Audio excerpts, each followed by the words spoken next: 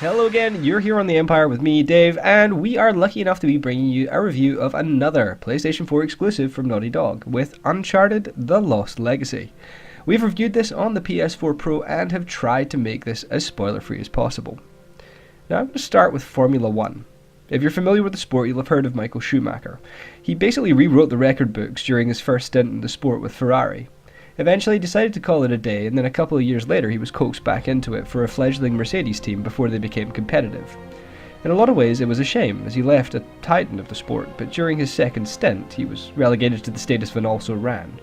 It somewhat tarnished his legacy, and considering all that he achieved in Formula 1, it didn't really seem fitting. In a lot of ways, this parallels my wariness around this game. Uncharted has been an absolute titan of the PlayStation scene.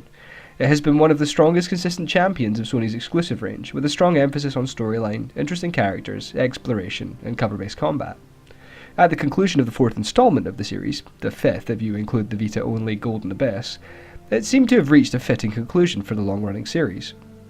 Naughty Dog have decided that there is more of a story to be told in the Uncharted universe, however, and thus, the sixth Uncharted game, and notably the first without Nathan Drake at the helm, has been released. Uncharted The Lost Legacy features Chloe Frazer at the helm, who was Nathan's companion in the second installment of the series, Among Thieves. She is joined by Nadine Ross, one of the main antagonists in Uncharted 4. Lost Legacy is set between 6 to 12 months after the events in Uncharted 4 as Chloe attempts to locate an artifact called the Horn of Ganesh in the Western Ghats region of India during a civil war. Facing her and also on the hunt for the Horn is a warlord named Asav, who serves as the antagonist of this game. As you would expect with an artifact called the Horn of Ganesh, and a setting in India, this game borrows a lot of influence from Hinduism and its associated mythology and the temples of that region. It makes for an original and compelling experience, which, whilst delivering the familiar style of gameplay to anyone who has played an Uncharted title. Western Ghat is delivered in a large open-world style of experience which was introduced in Uncharted 4 and is enhanced in the standalone title. During your exploration in the campaign, you'll find that there's no shortage of side quests and interesting pieces on the map to keep you going if you want to take a break from all of the set pieces and excitement of the main storyline. Sav is a well-developed antagonist in his own right, and you kind of get the sense that he set out trying to do something good, but it's descended into the kind of savagery and warlordy ways that it inevitably would. There's also a bit of added drama between him and Nadine, so there's a bit of extra tension in the story whilst you play out that part of the campaign. Chloe and Nadine's dynamic is also worth exploring while we're talking about the open world setting and storyline.